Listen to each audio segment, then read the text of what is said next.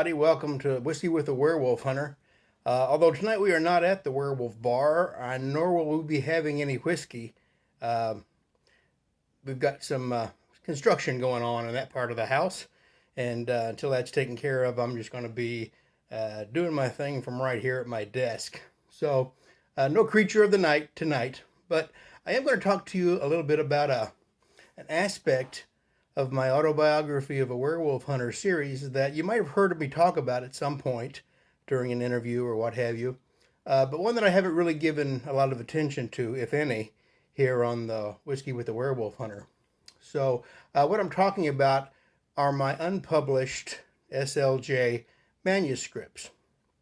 As you may know or may not know, I started writing Sylvester Logan James, the main character in my series, back in grade school as kind of a comic book superhero called the Werewolf Stalker. And this was in the kind of in the vein of Blade the Vampire Slayer, who was kind of brand new back in the 1970s and appeared in the Tomb of Dracula comic books. So the Werewolf Stalker, he had silver knives. He had a pair of kind of a magical mirrored sunglasses that would project what he called the Silver Stare, right? Which was deadly to werewolves, of course. And of course, as I got older, the character matured as well, and we got out of the comic book phase. Well, got out of the comic book version of him. I've never really been completely out of comic books, but we got out of the comic book version of Sylvester, and I started to write short stories about him in more of the lone gunman, vigilante type here, anti-hero. And these stories were usually no more than just a few pages long, and were more action adventure outings than any kind of supernatural or horror, although there were those elements to them. And eventually, after I've written a number of these mini adventures, I wanted to compile them into the semblance of a book. And so I wrote bridges between the stories to kind of develop a continuity or something approaching continuity between the stories. So when it was done, it could pass as a book. And it wasn't very good. Once I had finished it, the bridges were weak. But, you know, it was the next step in the evolution. And so I called this book When the Autumn Moon is Bright. And some of you know that that's the title that it had when it first went to press back in the early 2000s. But by that time, I had completely rewritten everything about the book.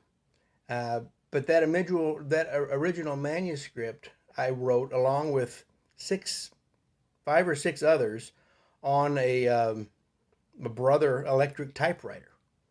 And, you know, that was before computers were a household item. And so I practically owned stock in the Brother ribbons, correction ribbons, and cartridges, ink cartridges. And many were the late nights when I'd have to, you know, go out after being hot at the keys until 2 in the morning, and have to do a quick trip to Walmart, which was nearest store was like 30 minutes away, to buy some more ribbons so I could continue writing. And so those were good times, and those were also the days when pre-internet days when all my research was done at the local library at the university that I attended. So When the Autumn Moon is Bright was the first one, right? And which was also the name of my first book when it went to press in its original incarnation. Then came a book called Dark Rivers Run. Then came Impersonations of a Hero, Dead Man's Hand, The Tabernacle Covenant, and The Hide of Providence. And each of those were written on that same typewriter, 3-hole punched, and put in 3-ring binders. And so while none of them were fit for publication or are fit for publication as is, raw as they are, there are some interesting stories and ideas in there. And so I wanted to share a few of those with you tonight. And if you like it, maybe we'll go into to some of the other manuscripts as well. But if you hear something that I'm going to tell you now, and you hear something that is familiar to you from the original trilogy, it's probably because that I drew stories from some of this stuff to put in, the original book as it came out back in 2003 when I self-published. So, I just drew things that I liked the best from the original manuscript and from the second book as well, which is what I'm going to get into now, Dark Rivers Run. So Dark Rivers Run was the sequel manuscript to When the Autumn Moon is Bright.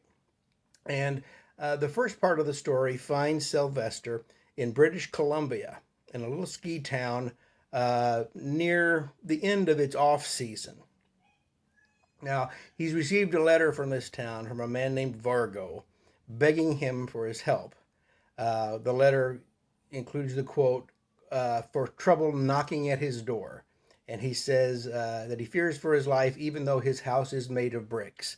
So this kind of, code to Sylvester of what the trouble is. And so when Sly gets to town, he has this uncomfortable meeting with the local police department.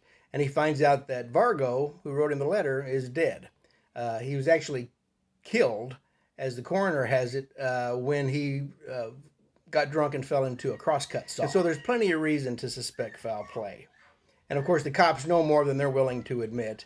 And the incident is handled quickly and discreetly to keep the town from being ruined the tourist attraction that it is, seeing as how the ski industry is all that they've got going for them. So as Sylvester starts snooping around the town and its outlying wilderness area, he runs afoul of this backwoods family named Lucas, who are not only these dangerous northern hillbillies, but they are werewolves. And so the whole town is understandably scared to death of them, and they pretty much do as they please. Chaos and bloodshed ensue when Sylvester makes a stand against this family, and he has to contend not only with the family of Werewolf, but the townsfolk and the police department too. And I'm not going to go into any more than just give you that brief synopsis, because I might write these, flesh them out one day. So after that, Sylvester winds up in Las Vegas, of all places, following a lead that he picked up in BC. Now, it's here that he first hears about the Calvary Killer, a serial killer in Boston, Massachusetts, who leaves his victims with the wounds of the crucified and the letters INRI cut into his victims' foreheads. Now, INRI are being a Latin initials for the sign which hung above the head of Christ while he was on the cross, and it means in Latin, Jesus the Nazarene, King of the Jews. Now, Sly isn't really interested in this at all, but he heads into the eastern United States on other business. And on the way, his truck blows up. The engine of his truck blows, and he winds up hitchhiking and is picked up by this man named Graves. And Graves is a down-and-out preacher who is kind of following work around, and is very interested in the murders in Massachusetts. And he starts talking to Sylvester about all the religious symbolism that the killer is using in these crimes, including the death blow, which is to puncture the heart of the victim, the way that the Roman spear is said to have pierced the heart of Christ when he was on the cross. And so Sylvester and Graves become embroiled in this manhunt as they get closer and closer to Massachusetts, and Sylvester becomes pretty protective of the hapless preacher, and it looks like that from the things that they are discovering that this fallen minister might be next on the Calvary Killer's agenda. The rest of the manuscript deals with Sly going back to Alberta, with Michael Winterfox to Sundance again, and repledge with the Great Mystery. And it wraps up with a kind of an abbreviated version of the Black Cross Louisville Wolf and the Darkest Wolven in Siberia, both stories of which are featured prominently in Autobiography of a Werewolf Hunter #1. and expanded upon quite more than they were in this original manuscript. So that's the dime tour of the second of my unpublished manuscript in my own personal slush pile of unpublished stuff. So there's potential there, I think, for a rewrite one of these days. I don't know. I guess we'll see. In other news, I have taken the Winter Fox Journal's Book 2 into its fourth chapter now. And Michael is not only hip deep in the Great War, but he is getting a crash course in the ancient werewolf history and lore of Europe, particularly France. There's a rich tradition there in France, not only of werewolves, but of werewolf trials prosecuted by secular authorities and the Holy Inquisition. It's been challenging sometimes to merge some of the traditions and folk tales some of the tradition and folk tales from that area and that period into my own mythos. But I've been pretty happy with some of the things that have come about from it, and I'm optimistic that it's just going to get better as far as I go along. So for those of you who haven't read or are familiar with the Winter Fox Journals yet, it's the prequel series to Autobiography of a Werewolf Hunter, and tells the story of Michael Winter Fox, Sylvester's mentor, from his childhood on. In case you think Michael is and his story is somehow going to be a retread of Sylvester, let me assure you that it's not.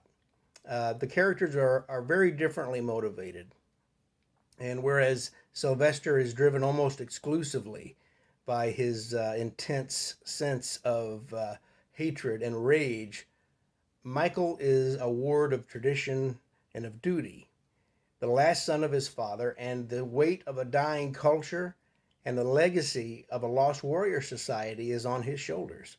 So he is moved by grief and sometimes by anger, shades of hatred, but nothing approaching the consuming, borderline, psychotic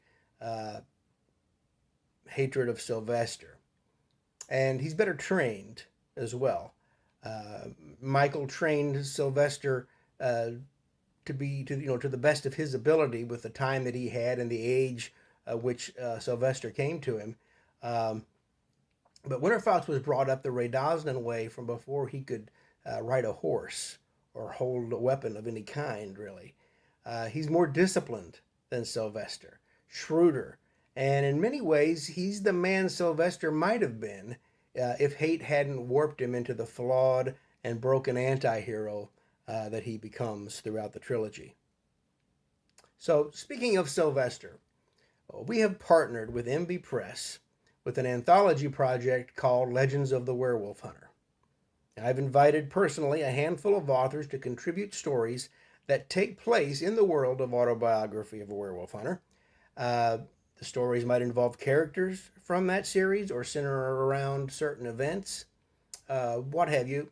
And in addition to the aforementioned authors, we're also looking for 3 additional writers to contribute and be published alongside them in the anthology when it goes to press Halloween season 2021. So if you've got a bit of fan fiction or know someone who does that you think we should read, or an idea for a story and want to get on board with us, here are the rules and the guidelines for that.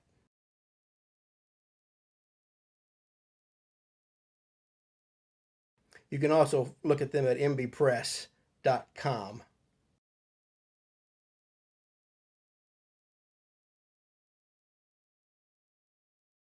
And there's going to be a whole slew of upcoming interviews posted there at that website with the authors, with myself, and you're going to see a lot of that start to fill in the next year up until our publication date. So thanks for watching this abbreviated whiskey werewolf barless version of Whiskey with the Werewolf Hunter. Happy hunting and mind the moon.